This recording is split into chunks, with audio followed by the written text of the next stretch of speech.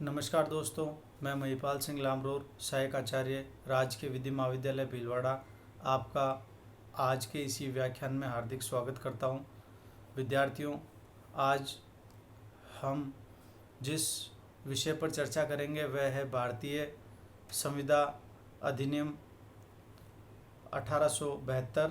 और आज हम जिस धारा के बारे में चर्चा करेंगे वह है धारा 22। और मुख्यतः हमारा चर्चा का जो केंद्र बिंदु है वह रहेगा भूल या मिस्टेक। धारा 22 क्या कहती है, एक बार इस बारे में देख लेते हैं। एक पक्षकार की तथ्य की बात के बारे में भूल से कारित संविदा। एक पक्षकार की तथ्य की बात के बारे में भूल से कारित संविदा अर्थात कोई संविदा केवल इसलिए शून्यकरणीय नहीं है कि उसके पक्षों में से एक के किसी तथ्य की बात के बारे में भूल होने से वह कारित हुई थी। यानी एक पक्षकार की तथ्य की बात के बारे में भूल से कारित संविदा। अभी जो हमने पिछली धारा के बारे में जो चर्चा की थी वह धारा दोनों पक्षों की भूल के बारे में थी, और वहाँ हमने ये पाया कि यदि किसी संविदा के दोनों पक्ष किसी भूल पर हों तो वहाँ पर करार शून्य होगा। लेकिन धारा 22 कुछ अलग बात कह रही है, और वह बात यह है कि यदि संविदा केवल इसलिए शून्यकरणीय है, कोई संविदा केवल इसलिए शून्यकरणीय नहीं है कि उसके पक्षों में से किसी एक की तथ्य के बारे में भूल होने की वजह से वह कारित हुई थी। यानी शून्य तो है ही नहीं, लेकिन शून्यकरणीय होने के बारे में भी प्रश्न चिन्ह बनाया गया है कि यदि कोई एक पक्ष तथ्य के बारे में भूल करे तो संविदा का क्या होगा या संविदा का परिणाम क्या होगा। अब हम आगे देखते हैं भूल के प्रकार या काइंड्स ऑफ मिस्टेक। पहला प्रकार है भारतीय विधि की भूल। भारतीय विधि की भूल क्या है या भारतीय विधि क्या है? वह विधियां जो भारत राज्य क्षेत्र पर सर्वत्र लागू होती है और सभी लोगों पर लागू होती है। इस बारे में अधिक विस्तार से चर्चा आप भारतीय दंड संहिता में करेंगे, अर्थात आईपीसी में करेंगे। तो यहाँ एक सामान्य नियम की बात हो रही है, एक जनरल रूल की बात हो रही है। वह क्या है? यदि किसी व्यक्ति ने अपने देश की लागू विधि के बारे में भूल की हो तो भले ही विधि कितनी ही नवीन क्यों ना हो, माफ़ी नहीं मिलेगी। अर्थात आप किसी नवीन विधि को भी भूल का आधार बनाते हैं तो कोई माफ़ी नहीं मिलेगी, अर्थात आपको उस संविदा का पालन करना होगा। ये इंग्लिश में भी कहा गया है, ignorance of law is no excuse. Ignorance of law is no excuse. यानी विधि की भूल के आधार पर संविदात्मक दायित्व से उन्मुक्ति नहीं मिल सकेगी। एक बार पुनः देखते हैं। यदि किसी व्यक्ति ने अपने देश के लागू विधि के बारे में भूल की हो तो माफ़ी नहीं मिलेगी। अर्थात इसका तात्पर्य ये हुआ कि भारतवर्ष के प्रत्येक नागरिक का ये कर्तव्य है या प्राथमिक दायित्व है कि वह अपने देश में प्रचलित सभी विधियों के बारे में भली भांति अवगत हो, क्योंकि प्रत्येक व्यक्ति से ये नहीं बताया जाएगा कि हमारे राष्ट्र में कौन सी विधि लागू है और कौन सी नहीं। तो हर व्यक्ति का, हर नागरिक का ये कर्तव्य है कि वह भारत में प्रचलित विधियों के बारे में ज्ञान रखे और उसी ज्ञान के आधार पर किसी संविदा का सृजन करे। दूसरा बिंदु आता है विदेशी विधि की भूल। विदेशी, इसका असर ऐसा ही है जैसा तथ्य की भूल का हो। अर्थात तथ्य की भूल का क्या था?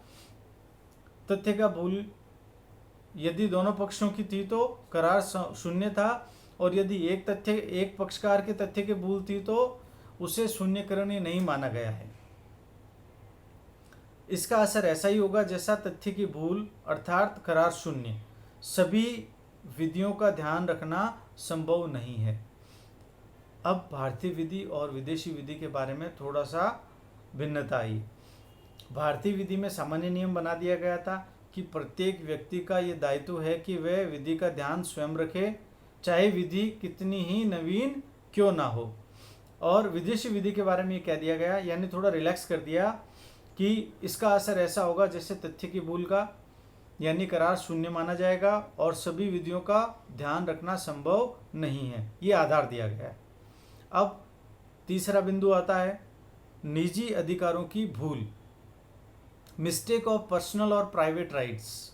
मिस्टेक ऑफ पर्सनल और प्राइवेट राइट्स, निजी अधिकारों की भूल। संविदा कैसी होगी? संविदा शून्य होगी। क्यों? क्योंकि ऐसा संविदा पालन विधि विपरीत होगा। ऐसा संविदा पालन विधि विपरीत होगा, यानी विधि को न मानने का एक आधार बन जाएगा, इसलिए ऐसा संविदा पालन शून्य माना गया। उदाहरण के तौर पे, उदाहरण क्या है देखते हैं। यदि किसी व्यक्ति को जीवन पर्यंत मछली पकड़ने का अधिकार है, यदि किसी व्यक्ति को जीवन पर्यंत मछली पकड़ने का अधिकार है तो वह भी उस कार्य हेतु पट्टा ले, तो वह संविदा कैसी होगी? शून्य होगी।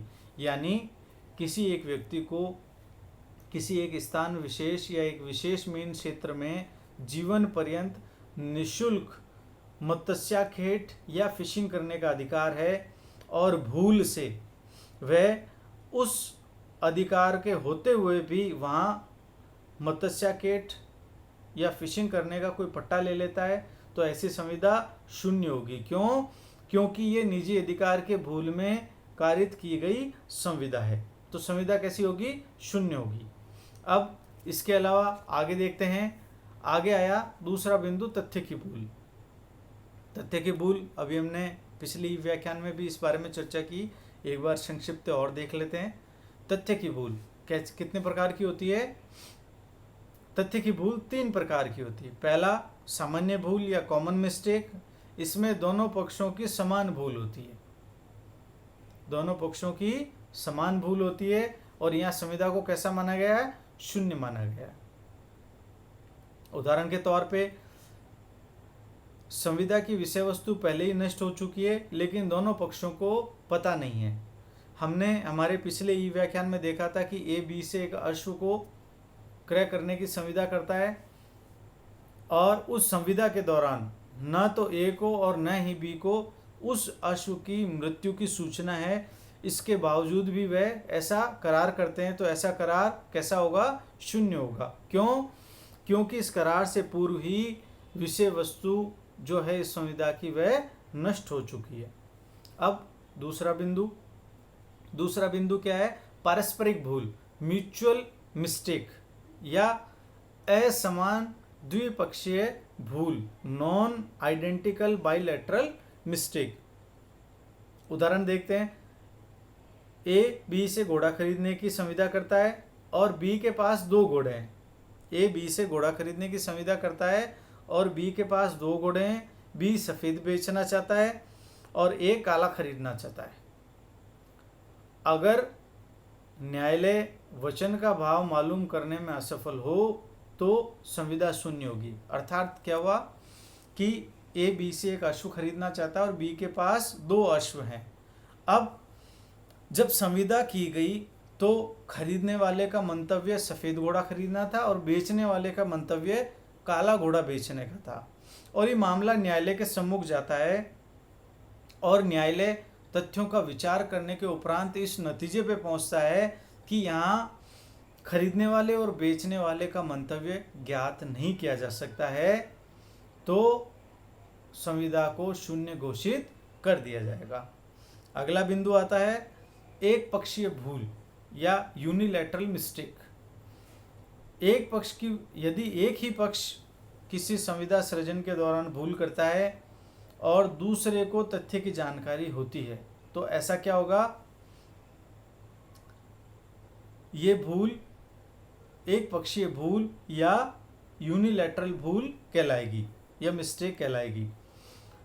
धारा 13, 20, 21 और 22 भूल से संबंधित हैं तथा ये केवल मार्गदर्शक हैं, यानी ये जो धाराएं हैं 13, 20, 21 और 22 ये भूल के बारे में मार्गदर्शन करती है संविदा अधिनियम में। अब इसके आगे हम आपसे जो चर्चा करेंगे वो होगा शून्य करार या वॉइड एग्रीमेंट। तो इसकी चर्चा हम आपसे अगले ई व्याख्यान में करेंगे। आज की इसी व्याख्यान के लिए इतना ही, और आपसे पुनः भेंट करते हैं हमारे अगले ई व्याख्यान में।